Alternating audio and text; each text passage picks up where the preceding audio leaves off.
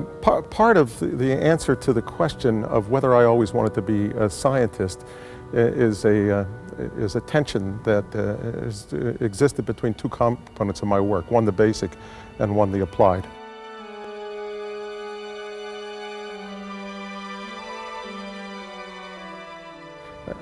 My early interests in mathematics were an interest in solving puzzles.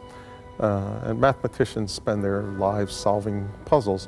But there was also a strong thread, I think largely coming from my father, a very practical man, and my brother, who's in the audience tonight, which would ask, what does this work mean for anyone? If my father would ask me, if the work that you do is so important, then why do you have to pay these magazines to publish your work?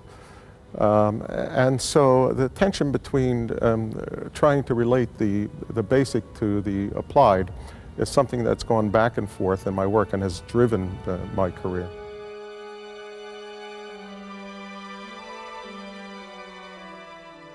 These issues that I'm concerned about in terms of the responses, for example, of forest systems to climate change have obvious direct consequences for the management of biodiversity, the management of our resources, and for the human future. But the relevance, I think, goes beyond the particular systems I study, and therefore, in recent years, I've spent a considerable amount of effort in concert with economists to try to consider the coupled dynamics of ecological and economic systems.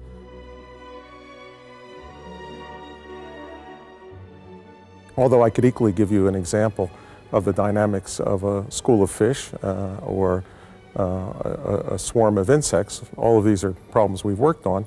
But in the case of the forest, we know how individual plants respond to changes in their environment in terms of individual physiology.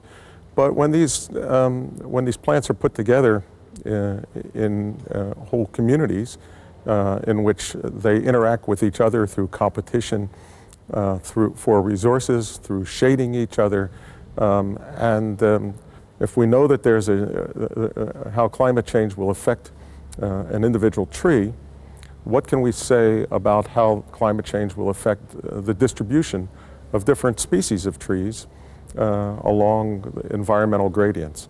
And some of the direct examples of that are in trying to understand how forest ecosystems respond to climate change and other sorts of stresses.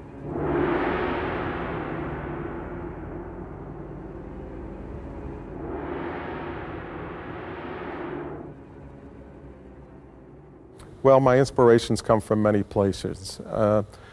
First of all, my family has always been an inspiration to me, and it's also hard for me not to be inspired by Mozart and Beethoven. But as I moved more into ecology and evolutionary biology, I think Darwin and his insights became a great inspiration, trying to place what we see in the ecological world in an evolutionary context.